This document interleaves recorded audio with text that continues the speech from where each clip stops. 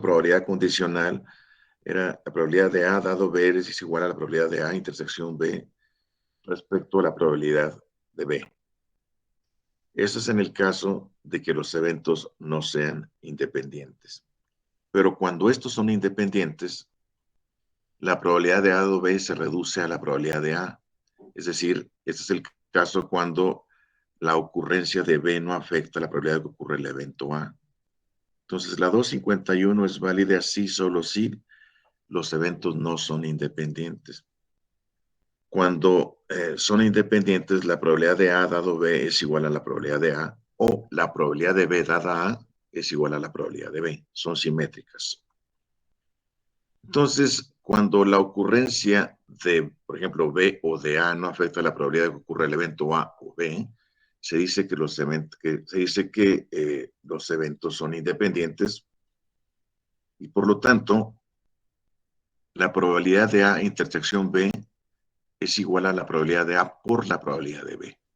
Si se fijan ustedes, después en esta expresión de la página 103, la de arriba, dice probabilidad de intersección B dado la probabilidad de B es igual a la probabilidad de A. Y la probabilidad de B dado A, siguiendo abajo, sería igual a la probabilidad de B. Entonces, si nosotros simplemente pasamos probabilidad de intersección B es igual a la probabilidad de B por la probabilidad de A, dado que B es mayor, debe ser mayor que 0, entonces nos queda que la probabilidad de A intersección B es igual a la probabilidad de A por la probabilidad de B, como ven en la ecuación 2.53. ¿Cuál es la diferencia entre estas probabilidades y la probabilidad de los eventos mutuamente excluyentes o eventos ajenos? ¿Cuál es la diferencia? Es decir, independencia es igual que la probabilidad de los eventos disjuntos.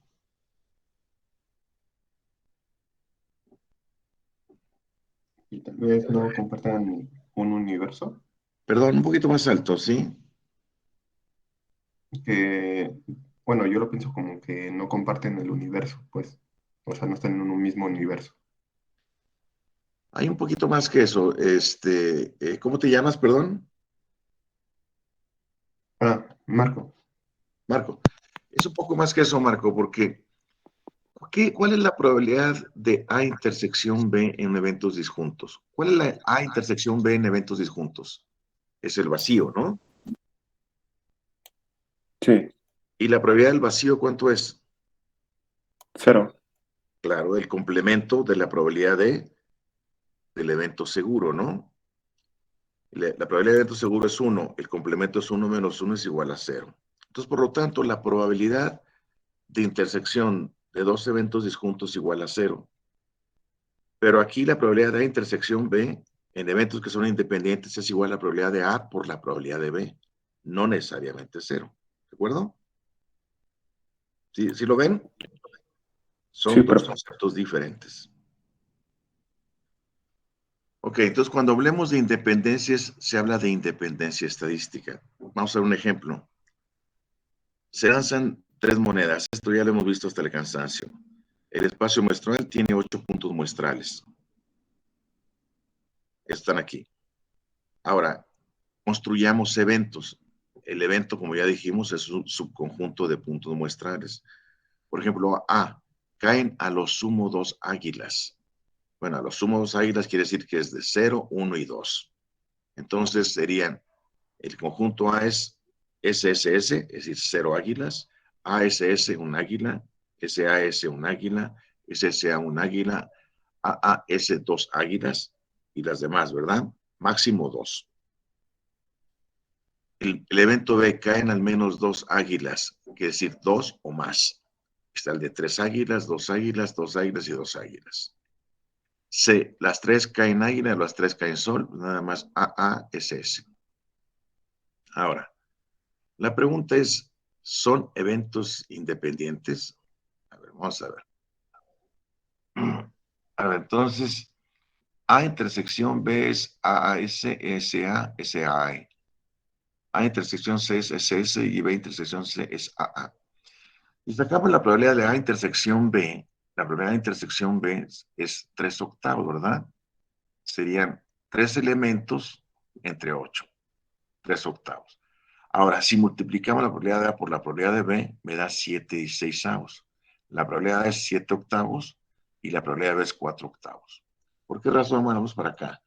¿Cuántos elementos tiene A? 7, de un total de 8. ¿Cuántos tiene B? Tiene 4, de un total de 8. Entonces, 7/8 por 4/8 da 7/16. Entonces, no es lo mismo 3/8 que 7/16. Por lo tanto, estos no son independientes. A y B no son independientes. A y C, la probabilidad de A y C, bueno, nos fijamos en A y C, la intersección de A y C nos va a dar 1 entre 8, 1/8. La probabilidad de A por probabilidad de C es 7/32. Por lo tanto, 1/8 no es lo mismo que 7/32. Y B y C, no, perdón, A y B, A y C no son independientes. B y C sí son independientes. ¿Por qué razón? Bueno, porque la probabilidad de B y C, que es 1 entre 8, es lo mismo que multiplicar la probabilidad de B por la probabilidad de C, que es igual a 1/8. Es decir, que la probabilidad de intersección de B, la probabilidad de B intersección C es igual a la probabilidad de B por la probabilidad de C. Este es el criterio para determinar si son independientes o no. ¿De acuerdo? Este es un aspecto muy importante que tienen que tenerlo en mente. Cuando los eventos son independientes, la probabilidad condicional es la misma que la probabilidad incondicional. ¿Está claro? Sí, profe. Ok. Bueno, vamos a ver este último apartado antes de entrar al enfoque axiomático. Vamos a ver, es un pequeño resumen, el 2.6, que me parece importante. Hay tres enfoques principales para analizar la probabilidad o la teoría de la probabilidad. Ojo, no cada enfoque conduce a resultados diferentes, todos conducen a resultados iguales, sobre todo el enfoque frecuencial y el enfoque axiomático. Esto es matemática, esto no es historia ni es otra disciplina, es decir, no depende de la interpretación que dé el autor. El enfoque es nada más cómo te acercas a los resultados que son los mismos. Entonces, es importante también ver por dos razones. Una, la probabilidad tiene 300 y tantos años de haberse desarrollado. Es decir, nosotros estamos viendo la herencia intelectual de 350 o 340 años. Cuando ustedes ven probabilidad, aquí están pasando las mentes más brillantes que ha dado el mundo, bueno, más o menos en matemática. Y estos resultados que ustedes los ven y los digieren muy rápido, pues tomaron un curso de 350 años. Es decir, debemos sentirnos honrados de ser herederos de este conocimiento. Y por lo tanto, algunos enfoques fueron dejados de lado porque hubo otros mucho más poderosos con nuevas herramientas, sobre todo los más recientes, y que se beneficiaron de herramientas que no existían en el pasado. Eso no quiere decir que no sean válidos los otros enfoques, sino que han perdido generalidad porque se carecían de elementos teóricos que ahora sí existen. Bueno, entonces, lo que no se puede decir es que si una teoría es correcta o incorrecta, sino tiene que ser confirmada por la experiencia real. Miren, el enfoque axiomático, fue desarrollado por Kolmogorov. Kolmogorov es un extraordinario matemático, hay quien lo considera el mejor matemático del siglo XX. Él formalizó no solo la teoría de probabilidad, sino también la teoría de ecuaciones diferenciales ordinarias, las soluciones gráfico-cualitativas.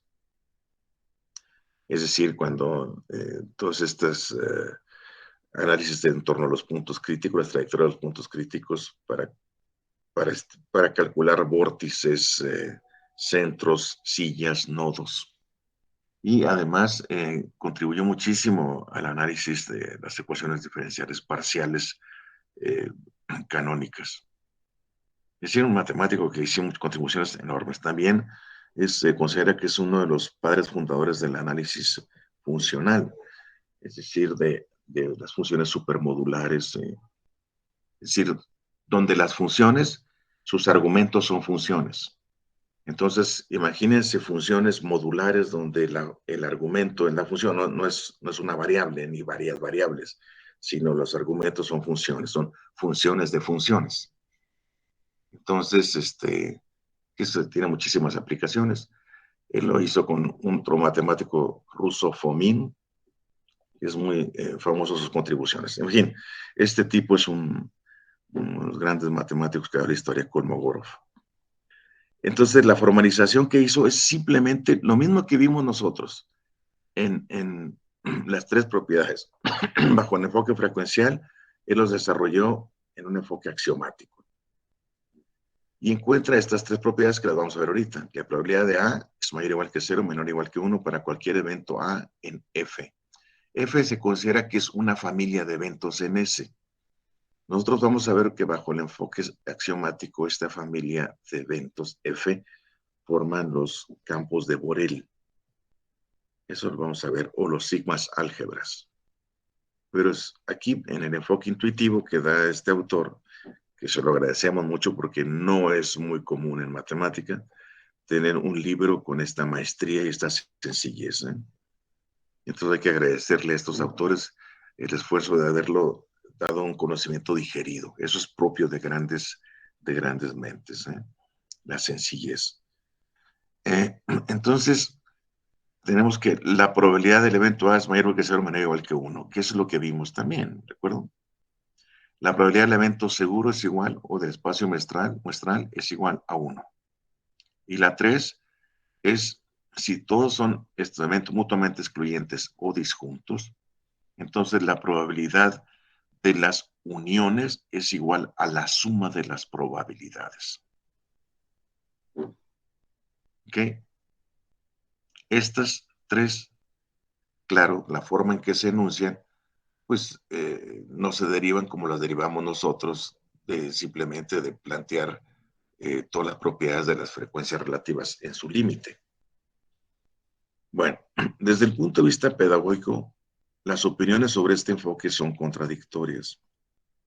Por una parte, para algunos autores, esta es la forma más clara de introducir el concepto de probabilidad, porque argumentan, enfatizan el carácter deductivo de la teoría, eliminando todas las ambigüedades conceptuales. Es decir, ¿cuáles son las ambigüedades conceptuales? De que nosotros no sabemos cuál es el número grande en el cual podemos definir el límite al cual n entre a entre n es igual a la probabilidad de a. Recuerda que quedamos así como casi un acto de fe creer que el límite, cuando n tiene infinito, cuando no sabemos cuánto es ese número, o como el concepto de vecindad no está definido, pues entonces queda un poco ambiguo. Aquí se resuelve rápidamente porque dado que aplicamos límites inmediatamente, sabemos bien que estamos hablando de una vecindad no definida y que esa vecindad en el límite asegura que converge. En matemáticas se llama esto bajo variaciones débiles. Es decir, ustedes cuando analizan cálculo y dicen, por ejemplo, bueno, si yo me voy acercando por los bilaterales, por la izquierda o por la derecha, el valor en f de x se va acercando también a un valor límite. O sea, el delta de la parte de las ejes de las abscisas hace que el épsilon en las ejes de las y vaya tendiendo a cero. ¿Qué significa? Que progresivamente, a medida que nos acerquemos, vamos a acercarnos al valor límite de f de x. Bueno, ese es un concepto que está basado en variaciones débiles, es decir, que a medida que nos acerquemos, nos garantizamos que el épsilon en f de x tiende a cero. Cuando son variaciones fuertes, no podemos garantizar eso, porque podemos encontrarnos en una asíntota vertical y por lo tanto nos puede alejar. Entonces, son conceptos que tienen muchísima raigambre matemática y que nos garantizan, bajo el enfoque axiomático, que van a suceder, sin preocuparnos cuál es ese valor límite ni cuál es qué significa que sea un número muy grande, ¿no? Ok, entonces dice, además, dice, da al que estudia una base sólida para entender las aplicaciones. ¿Por qué razón en enfoque axiomático? Bueno, porque nos libramos de todas las ambigüedades conceptuales Y rápidamente lo que decimos, bueno, va a pasar esto, nosotros aplicamos estas reglas de la álgebra booleana, ahorita como lo vamos a ver, y entonces ya continuamos nuestra historia, sin tener que asumir ambigüedades. Bueno, otros autores, sin embargo, afirman que, sobre todo en los cursos elementales, el enfoque axiomático, en contraste con el enfoque frecuencial, impide al estudiante ver la relación entre la teoría y la realidad. Nosotros pasamos del enfoque descriptivo, que digo, está muy claro, es análisis de datos concretos, reales, donde podemos utilizar histogramas, ojivas, cosas que con datos reales, y entonces el concepto de frecuencia es un concepto natural, real. No necesitamos explicaciones. Entonces, utilizarlo para analizar conceptos más elevados como probabilidad, pues nos da una conexión directa, ¿no? Por eso el enfoque frecuencial, como vamos a ver ahorita, es un enfoque mucho más pedagógico. Entonces, el enfoque frecuencial, este enfoque es el que hemos introducido en las primeras secciones de este capítulo. Si un experimento se repite n veces, de las cuales n de a veces ocurre el evento A, entonces la probabilidad de A se define como el límite de la frecuencia relativa n de A entre n, sin especificar cuál es la propiedad del límite. Porque esto que está aquí es tiende a, pero no definido, a P de A. Entonces, un aspecto esencial de este enfoque es que parece fundamentar la teoría con una sólida base experimental, como lo vimos nosotros. Entonces, no hay, yo supongo, ahora, que no hay mejor manera de introducir el concepto de probabilidad que usando el enfoque frecuencial. Si analizas o tomas un curso previo de estadística descriptiva para que vean la conexión. Pero el hecho mismo de presentar la probabilidad como un límite le impone fuertes restricciones si se quiere usar como base de una teoría deductiva.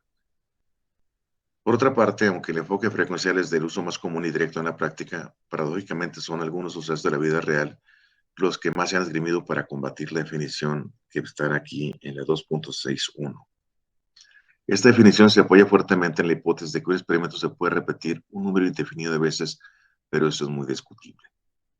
En el mejor de los casos, un experimento se puede repetir con un número grande, pero siempre finito de veces, no hay número infinito. De ahí que 261 es más bien una hipótesis sobre la existencia del límite y no una cantidad experimental. Dado que es un enfoque experimental, pues no podemos garantizar experimentalmente que vayamos a encontrar ese límite. Pero bueno, casi podemos decir, hay un enfoque ahí y un acto de fe. Ok, debemos aclarar que el enfoque axiomático y el frecuencial que fue formalizado por von Mises en 36 no son incompatibles. De hecho, son complementarios. Ahorita lo que vamos a ver es, vamos a encontrar los mismos resultados, pero hay otros que no se pueden obtener por el enfoque frecuencial, por lo tanto son complementarios. Nosotros los vamos a ver así, no los mismos resultados. Entonces, pero para que ustedes les quede claro que no es magia, que no salen de la chistera. El enfoque clásico es el enfoque con el cual inicia la teoría de probabilidades. Y fue el primer, no sé si ustedes conocen el libro, hay un famoso libro de divulgación científica que se llama El juego infinito. Si lo pueden ver ahí, es las cartas que se cruzaban Fermat con Pascal para encontrar cuál era la solución de un juego, un jugador que jugaba infinitas veces. Estamos hablando de 300 y tantos años, ¿verdad? Y este tipo de razonamientos pues conduce a todo un campo nuevo en el conocimiento, que es la teoría de probabilidad, ¿no? Bueno, de acuerdo con esta definición, la definición clásica, si el espacio muestral S de un experimento consiste en eventos elementales o resultados equiprobables, y ya es un evento en S con NA resultados, entonces la probabilidad de A es igual a la frecuencia relativa. Aquí tiene el acento es en equiprobables, porque todos estaban basados en cartas, en juegos de dados, en espacios equiprobables. Eso es una limitación. Entonces, la ventaja principal de esta definición es que es la más simple de manejar, la más intuitiva, pero presenta inconvenientes. En primer lugar, la definición es circular. Si decimos que la probabilidad es igual a la frecuencia relativa, pues entonces, ¿qué es la frecuencia relativa? Si para poder definir la probabilidad tenemos que definir la frecuencia relativa, entonces tenemos que encontrar que nada más son equiprobables. Entonces, ¿para qué requerimos la frecuencia relativa si podemos definirla directamente con la probabilidad? O sea, definir la probabilidad requerimos antes definir la frecuencia relativa. Pero la frecuencia relativa, pues ya definida, tenemos la probabilidad. Es decir, para entender la probabilidad requerimos la frecuencia relativa. Y la frecuencia relativa se define de una manera, pues directamente podemos pasar de la probabilidad sin tener en cuenta la frecuencia relativa. O sea, no nos ayuda mucho. Entonces, el concepto de equiprobabilidad en sí mismo es un concepto que se desea definir. En segundo lugar, se puede utilizar 262 sobre el número reducido de problemas.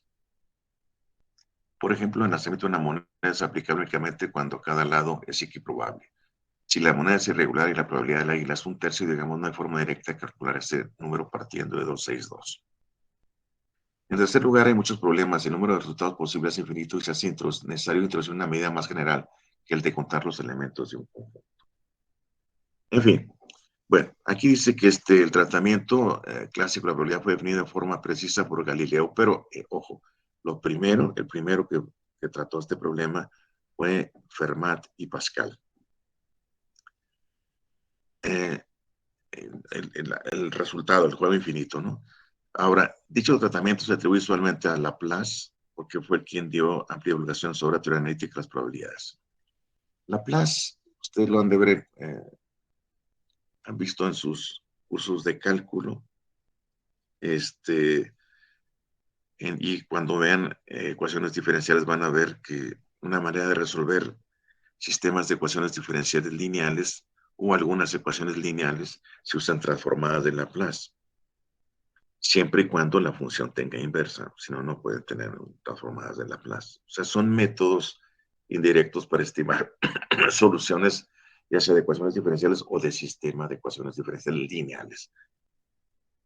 Sin embargo, hay otros métodos alternativos que se utilizan y por eso cada vez se toma como un método alternativo de solución de estas ecuaciones diferenciales. Este Laplace era un famoso físico y matemático que escribió un volumen sobre mecánica celeste impulsado por Napoleón. No se olviden que Napoleón fue pues se llama déspota ilustrado, le decían, ¿no? Y se rodeaba de matemáticos y físicos. Yo creo que es el único momento de gloria junto con Grecia donde se le hacía caso a los matemáticos. Y en una canción le presenta como 700 páginas sobre la mecánica celeste, la forma en que los planetas se desplazaban, las trayectorias que describían, y le pregunta Napoleón, le dice a Laplace, oiga, usted escribió 700 páginas sobre la mecánica celeste sin mencionar a Dios. Y Laplace le contesta, le da esta respuesta que es muy famosa, que le dice, no necesite esa hipótesis, su majestad. Interesante la respuesta, ¿no? Laplace, bueno, también se metió en el campo de las probabilidades. Y en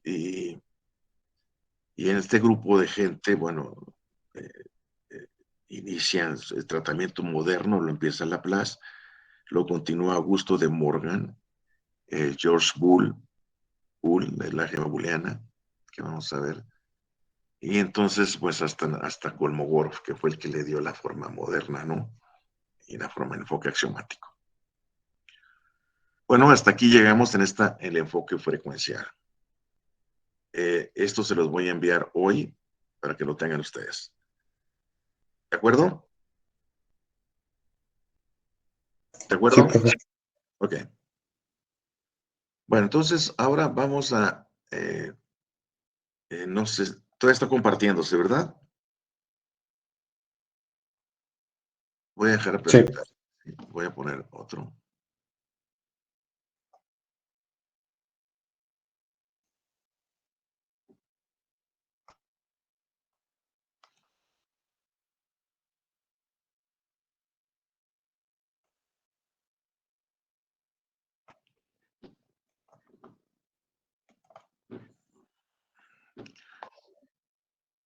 Ok.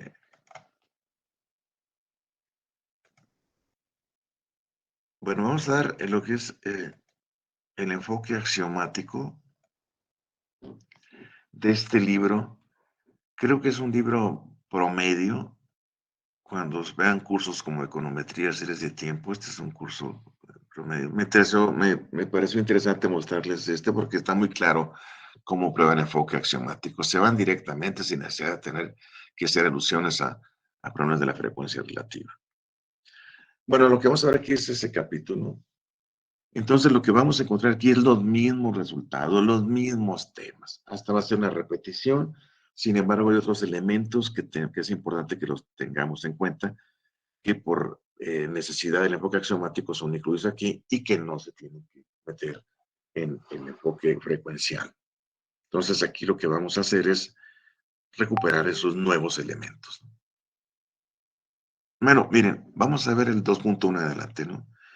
El punto inicial de cualquier investigación es típicamente un experimento, de ahí partimos.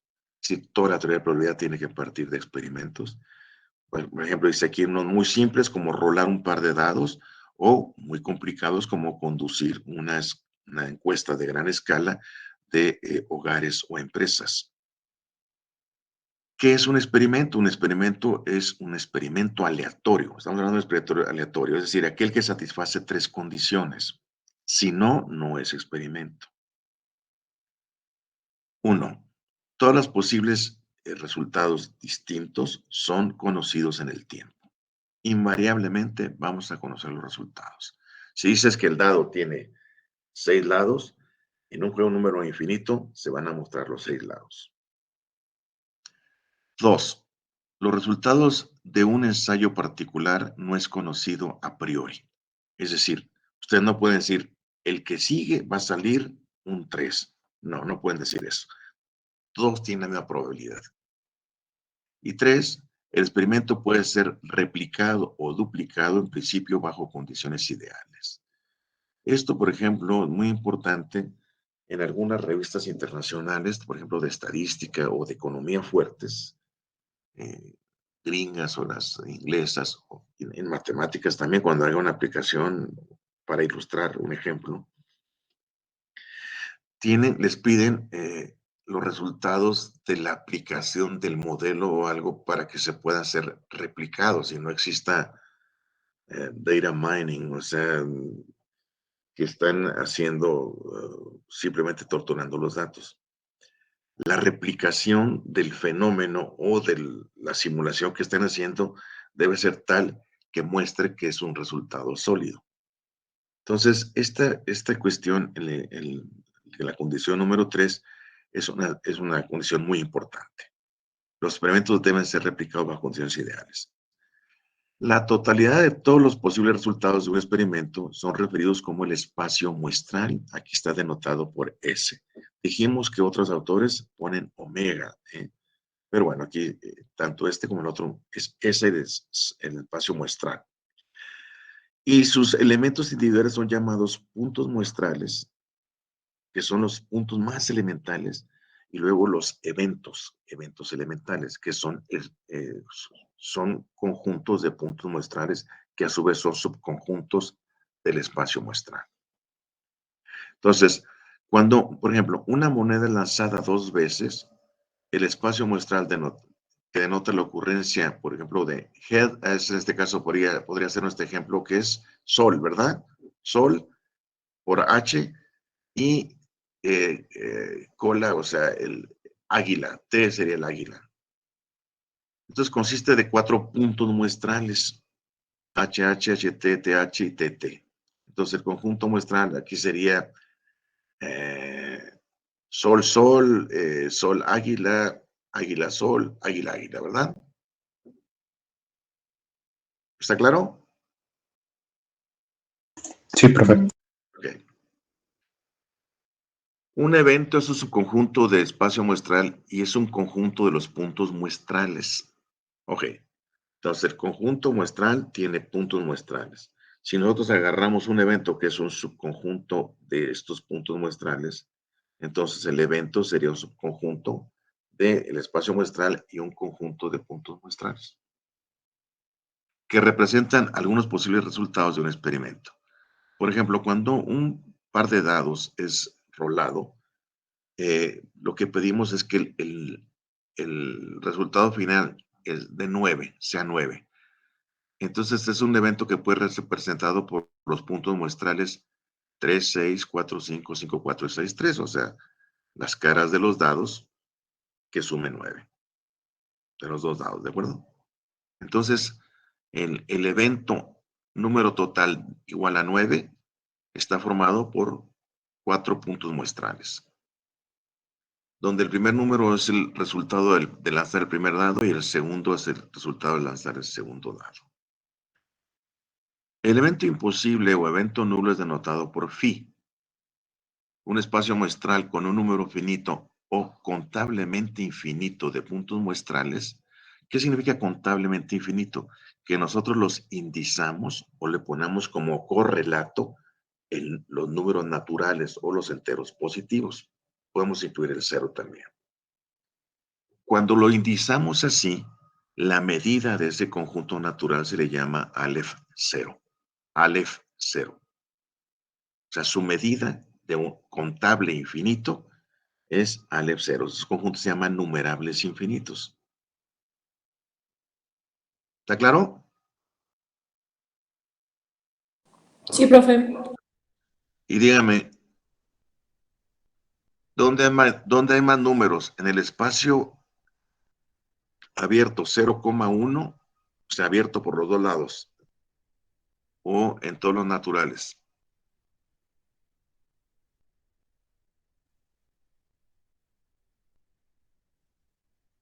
¿Mm? Se supone que hay los mismos. Perdón. Suena un poquito más... Que se supone que hay los mismos naturales que, o sea, del 0 al 1 y los naturales, o sea, los dos van a tender infinito. Sí, pero no, los infinitos no miden lo mismo. Su cardinalidad es diferente. O sea, su medida es diferente. O sea, no es lo mismo. Hay más números, por ejemplo, en los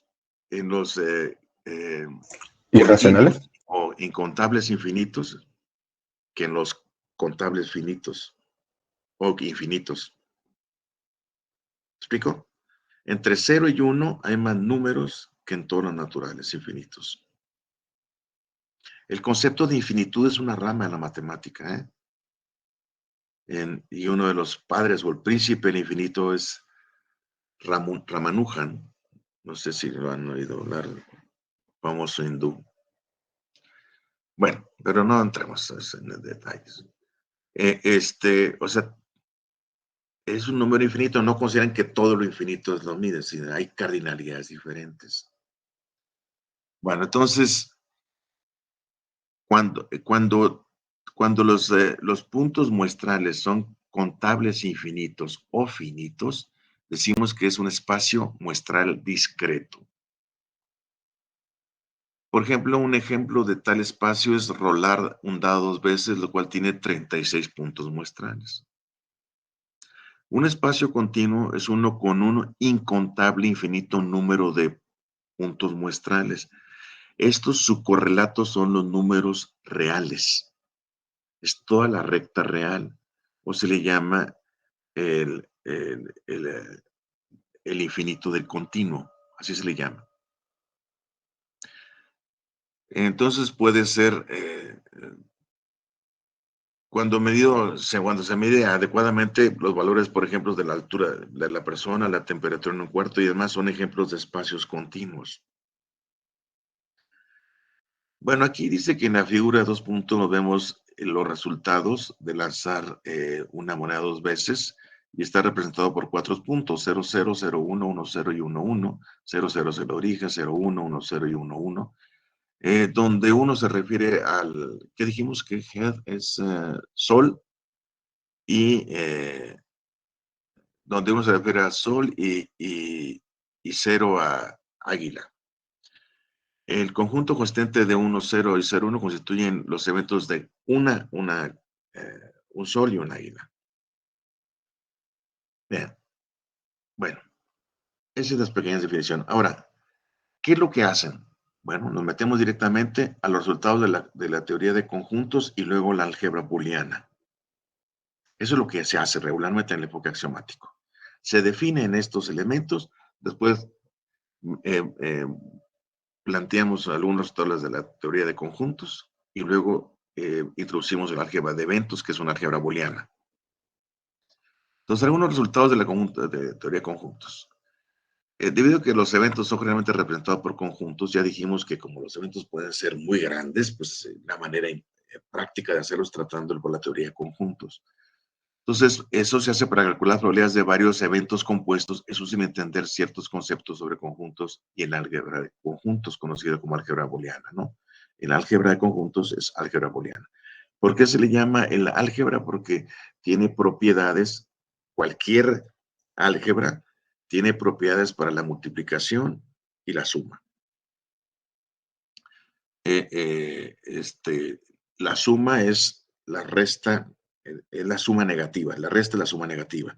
Y la división es el inverso multiplicativo, por eso están basadas las álgebras sobre la multiplicación y la suma. Entonces, así como hay de números reales, hay también álgebras de conjuntos, hay álgebra de residuos, hay álgebras, bueno, muchas álgebras. Hay álgebras abstractas, álgebras de Lie, hay muchísimas álgebras. Bueno, la álgebra de conjuntos se le conoce como álgebra booleana. Es decir, ahorita explico eso, pero son todas las operaciones que hacemos no con multiplicación ni con suma, sino con intersección y con unión. ¿De acuerdo? Bueno, entonces, primero vamos a definirnos sobre conjuntos, luego la álgebra booleana y luego algunas cositas que tienen que ver con los sigma campos. Ok, primero sobre el conjunto, teoría de conjuntos. El espacio muestral es denotado por S. A igual a S implica que los eventos en A siempre deben de ocurrir. Si el evento A abarca todo el evento seguro, pues siempre los eventos de A tienen que ocurrir. El conjunto vacío es un conjunto sin elementos y es denotado por phi. A igual a phi implica que los eventos en A nunca ocurrirán. ¿Vamos bien hasta aquí?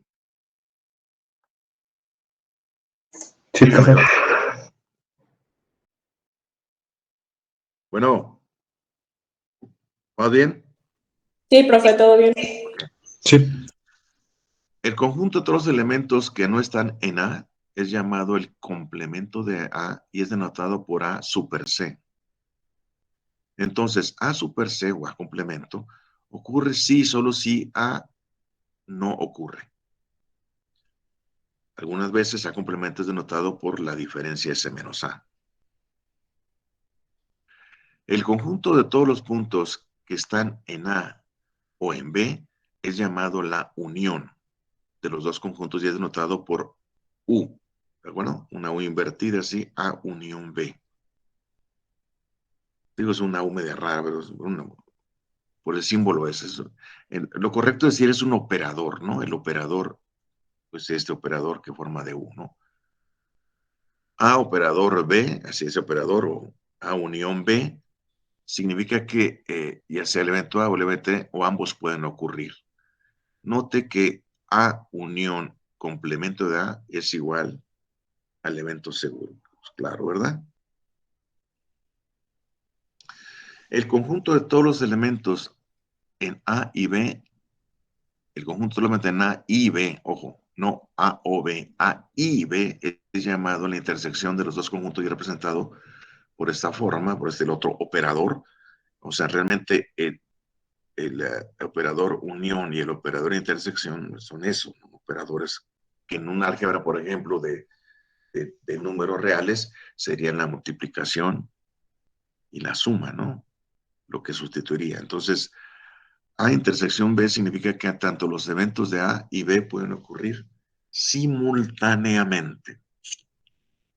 A intersección B igual al vacío implica que A y B no pueden ocurrir juntos. A y B se dice que son disjuntos o mutuamente excluyentes. Note que A intersección con el complemento de A es igual al vacío. ¿De acuerdo? A subconjunto de B significa que A está contenida en B o que A es un subconjunto de B. Esto es, todo elemento, cada elemento de A es un elemento de B. En otras palabras, si un evento en A ha ocurrido, entonces también ha ocurrido en B. Esto vamos a ver en el diagrama alguno de estos conjuntos.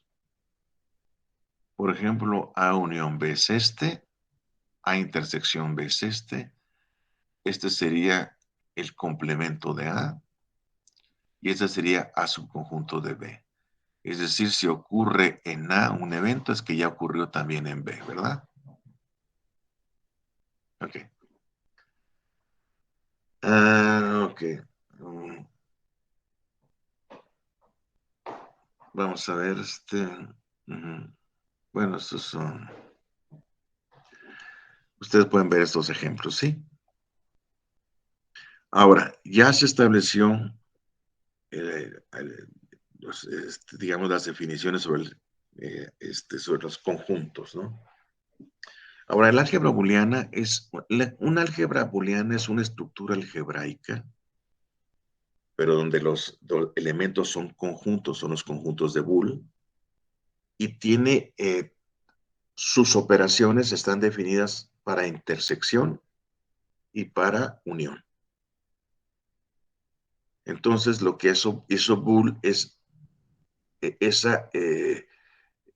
con esa triada de conjuntos y los dos operadores, formar un retículo distributivo, se le llama retículo distributivo, es decir, que ahí se operan combinaciones de estas operaciones de unión e intersección y definen un álgebra. Bueno, estos son los principales resultados que vamos a ver de álgebra booleana. Pero digo, ojo, está definido así como para la multiplicación y la suma en los reales. Aquí está, los operadores son intersección y unión. Entonces, identidad. Existe conjuntos únicos phi y S tal que para todo conjunto A intersección con S es igual a A. Y A unión con el vacío es igual a A. Bueno, ahí no hay mucho que decir. Identidad. Complementariedad. Para cada A podemos definir un conjunto único A complemento tal que A intersección con el complemento de A es igual al vacío, o sea, no sé, no hay eventos comunes, y A unión con el complemento de A es igual al evento seguro, al espacio muestral. Cerradura.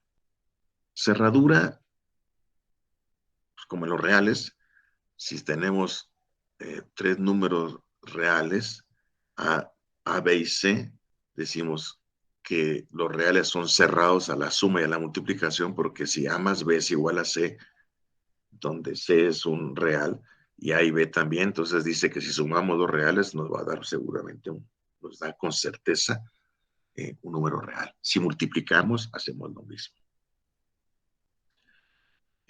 Para los complejos existe esa cerradura.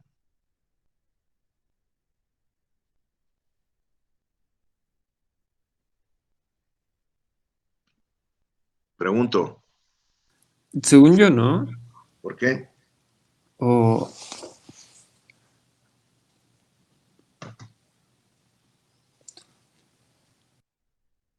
Si no sé, no hemos multiplicamos, visto muchos números complejos.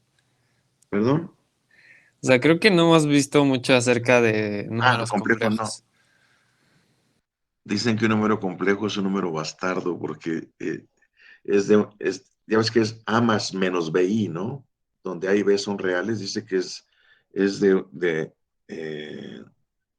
una madre real y de un padre imaginario, porque es A más menos BI, ¿no? El B está pegado con el I es el imaginario. Esa es la forma compleja, A más menos BI, donde A y B son reales. Bueno, si multiplicamos dos imaginarios puros I por I, me da I cuadrado. I cuadrado es una identidad igual a -1, ¿no? Me da un real. Entonces, ahí, ¿qué podemos decir de la cerradura? Pues que me puede dar un real, ¿no? Pero si consideramos que es un conjunto mayor, los complejos, pues podemos ahí debatirlo, ¿no? Pero bueno, digamos, la cerradura, ese es otro curso mayor. Todo solamente es para que vean que son conceptos muy poderosos. Entonces, para cada par de conjuntos A y B, podemos definir conjuntos únicos, A unión B y A intersección B. Es decir, siempre vamos a encontrar manera de unir conjuntos de puntos muestrales e intersección de ellos. Y obviamente me va a dar un resultado. Conmutativa, que A unión B es igual a B unión A intersección B es igual a B intersección A. ¿De acuerdo? Esa propiedad conmutativa, por ejemplo, no, está en los reales, pero no está en dimensiones mayores de los reales. Por ejemplo, en matrices no son conmutativas para la multiplicación, ¿verdad? No es lo mismo multiplicar una cosa, premultiplicarla que posmultiplicarla. ¿Están de acuerdo? O sea, no siempre A por B es igual a B por A. Pues que sean no conformes, ¿no? O sea, esta propiedad conmutativa que la ven así tan ingenua, no es una cosa, es un concepto muy poderoso. Cuando se trabaja con estructuras algebraicas o numéricas más complejas, por ejemplo, con grupos de Galois, por ejemplo, ahí o los grupos de Abel, la diferencia entre ambos que unos son conmutativos y otros no. Y eso sí tiene implicaciones importantes. Ahorita, claro, lo ven así, bueno, pues sí que... No, son conceptos muy fuertes, ¿no? Asociativo es que A unión B unión C es lo mismo que tener A unión B unión C. También A intersección B intersección C es igual a intersección B intersección C. Distributivas, A intersección B unión C, como en los reales, ¿no? A intersección B unión A intersección C. Entonces, estas son el álgebra definida por Boole. ¿Me explico? Entonces, lo que observamos es que hacemos todas nuestras propiedades que los tenemos, por ejemplo, de los reales en cualquier álgebra, lo hacemos sobre dos operadores, sobre la unión y sobre la intersección. Ok, uno de los ejemplos de álgebra booleana, aunque no fue desarrollado así, es las leyes de Morgan que vimos nosotros, ¿de acuerdo? ¿Están ahí? ¿Está bien? Bueno. Sí, profe. Ok. Sí, profe. Bueno, ¿qué es lo que nuevo que hemos visto hasta ahorita? ¿Qué es lo nuevo que hemos visto respecto a allá?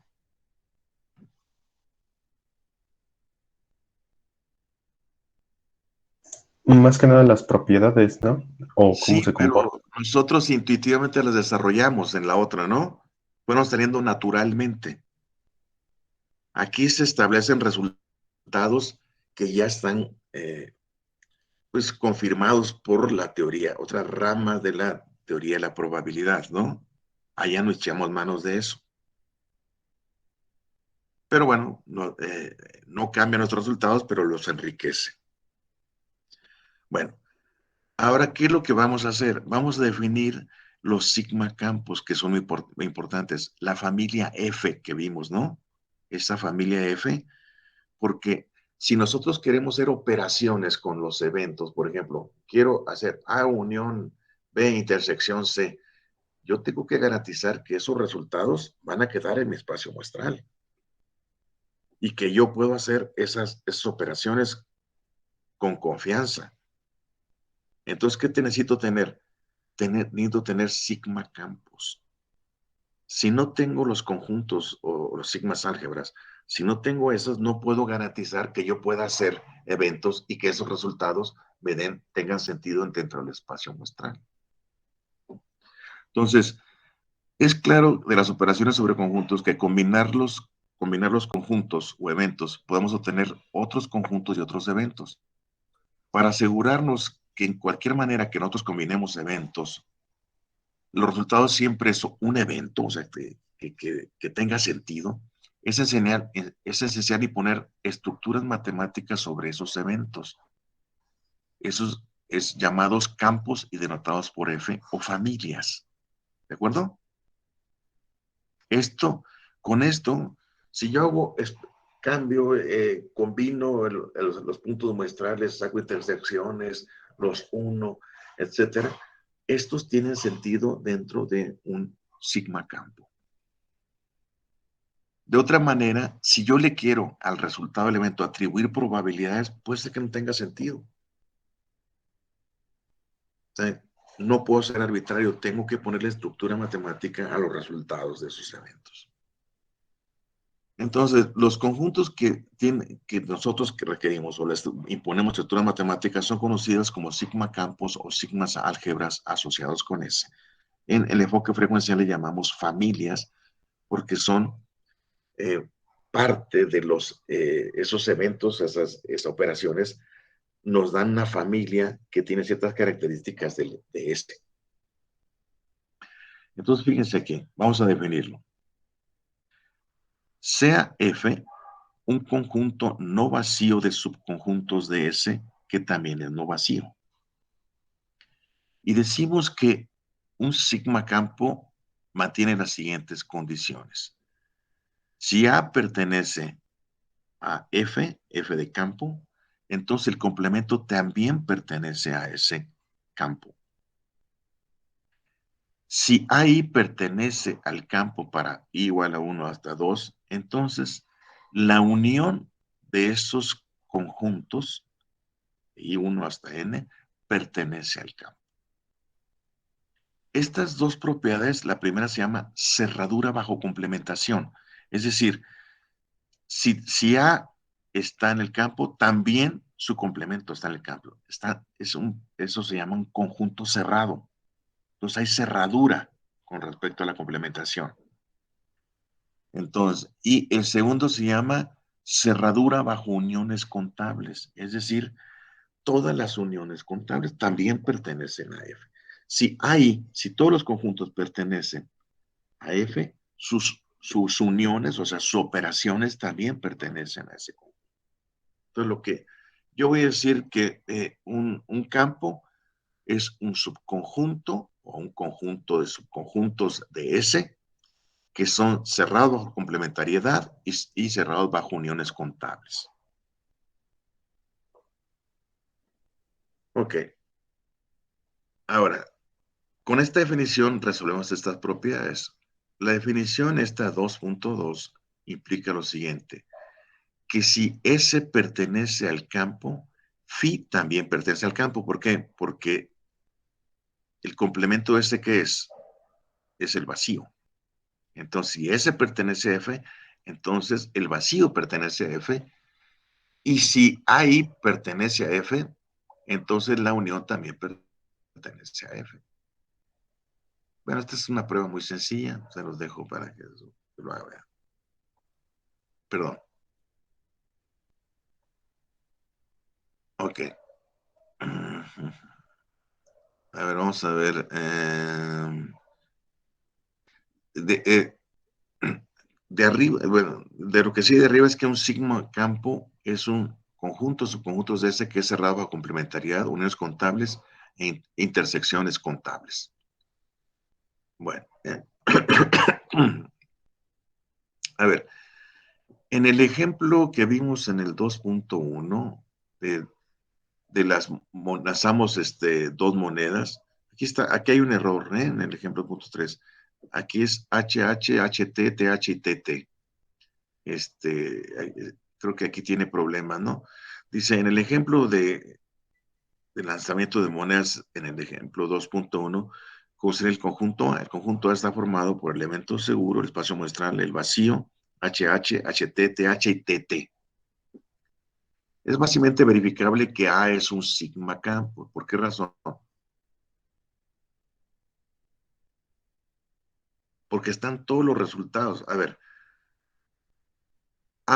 si A es igual a S, entonces pertenece al campo F. El complemento phi también está ¿dónde? Está en A. Entonces pertenece a F. Y cada uno de los puntos muestrales, la unión de ellos, pertenece a F. Entonces, por lo tanto, es un sigma campo. Pero, por ejemplo, si yo pongo el conjunto B, nada más le pongo HHTT, no es un sigma campo. ¿Por qué razón? Porque si yo digo A igual a S, S, B no contiene a S, ni contiene a phi. ¿Me explico? Ni tampoco contiene la complementariedad de HH y TT. Entonces, A sí es un sigma campo, pero B no es un sigma campo.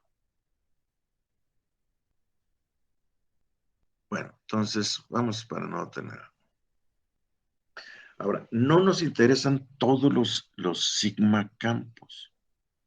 Hay, para las distribuciones de probabilidad, la normal, nos interesan aquellos que están definidos en toda la recta real. En toda la recta real. Esos se llaman, cuando están definidos en toda la recta real, los sigma campos, desde menos infinito hasta infinito, se llaman campos de Borel. Y se denota por una B estilizada. Entonces, es muy notorio encontrar, ahorita vamos a ver, que cuando tenemos un espacio medible, decimos que está formado por S y los B de Borel, no por los S y los F. Se le pone S y F cuando es general, pero cuando ya decimos, ok, nos interesan aquellos que están definidos sobre toda la recta real. En esos casos se toma el Borel. Borel es el famoso matemático, ¿no? Que no solamente tuvo contribuciones en la teoría de probabilidad, sino también en la teoría de juegos. De hecho, él se les conoce como el iniciador antes que von Neumann y Morgenstern, ¿no? Teoría de juegos. Bueno, entonces, en teoría de probabilidad, la utilidad de sigma campos será aparente cuando lo construimos para la recta real. O sea, que va desde menos infinito, el conjunto de X tal que X sea mayor que menos infinito y menor que infinito. Por ejemplo, cuando consideramos el conjunto X, sería X mayor o igual que Z, que o sea, va desde menos infinito hasta X, el complemento sería todo aquello que va de Z mayor que X. Para diferentes valores de X, AX y A complemento de X constituyen una familia de conjuntos conocidos como conjuntos de Borel. O sea, ¿por qué razón nos interesa eso? A ver, ¿alguien tiene una idea por qué nos interesan los sigma campos en la recta real o sigmas de Borel? ¿Quién me puede decir? O sea, pues porque queremos como una medida, ¿no? Queremos representarlo como pues, con Exacto, números. pero a ver, algo más concreto, algo más específico. A ver, cuando tú trabajas con la distribución normal, ¿de dónde va la campana de Gauss?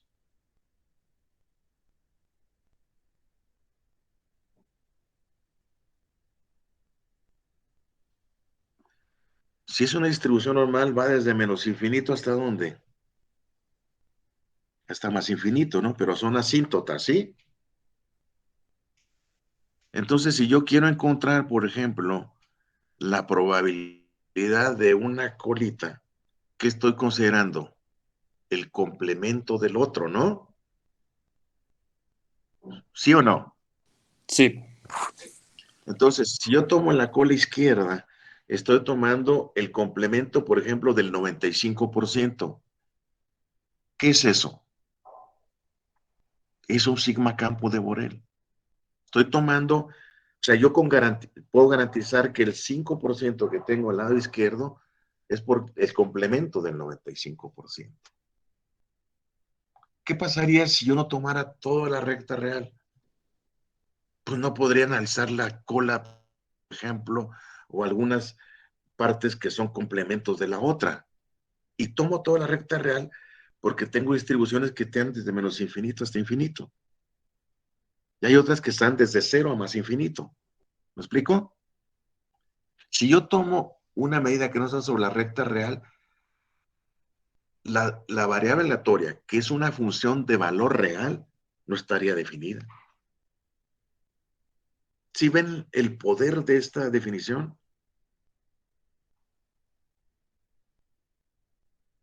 Bueno, contéstenme porque no sé si a mí me resulta claro todo, pero necesito transmitírselo a ustedes, ¿no? Bueno, entonces, esa familia que vimos nosotros, de ese que vimos en el enfoque frecuencial, son sigma campos que tienen la propiedad de tener cerradura bajo complementariedad y bajo uniones contables e intersecciones contables. Cuando nosotros consideramos que esta tiene que estar definida para toda la recta real, esos sigma campos se llaman campos de Borel. ¿Ok? Bueno, espacios medibles. Esta es una cosa que no vimos en enfoque frecuencial. Al caracterizar los atributos de un conjunto o espacio, a menudo queremos tener medidas cuantificables numéricamente para resumir las características que de otra manera serían imposibles de obtener. O sea, ¿para qué queremos tener un sigma campo? ¿Para qué queremos tener un espacio muestral? Pues para calcular sus probabilidades, ¿no? Para hacer más fácil su cálculo de probabilidades. Entonces, ¿qué necesitamos? Algo que lo mida, ¿no? ¿Cómo calculo esa probabilidad? Pues necesito una medida para calcularle. Bueno, entonces, lo que tenemos que hacer es definir una función UDA. UDA es la medida o la cantidad de elementos que contiene A. UDA es una medida en términos matemáticos, ¿no? Es simplemente el número de elementos en A, si el número es finito y si es infinito. Entonces, una medida contable es un caso especial de una medida en general. Formalmente una medida es una medida, es una función, un conjunto de función U que es aditivamente contable y no negativa, definida sobre F. Entonces, nosotros vamos a querer una medida contable, que es un caso especial de una medida en general. Esta medida es una no negativa. ¿Por qué razón? Porque la que queremos es una probabilidad que sea mayor o igual que 0, menor o igual que 1, que sea aditiva contablemente. ¿Qué quiere decir eso? Que si yo tengo que ver la probabilidad del evento seguro, tengo que es igual a la probabilidad de todos los eventos que constituyen al evento seguro. Entonces, quiero una medida contable no negativa que sea aditiva contablemente. Entonces, y esté definida sobre F, tiene las siguientes propiedades. Estas propiedades de aquí, la 1 y la 2, tienen que tener todas las medidas. Si la cumplen, es una medida. Entonces, voy a decir que la medida U de A, o sea, los elementos que debe contener A, deben ser mayor o igual que la medida del vacío. O sea, debe ser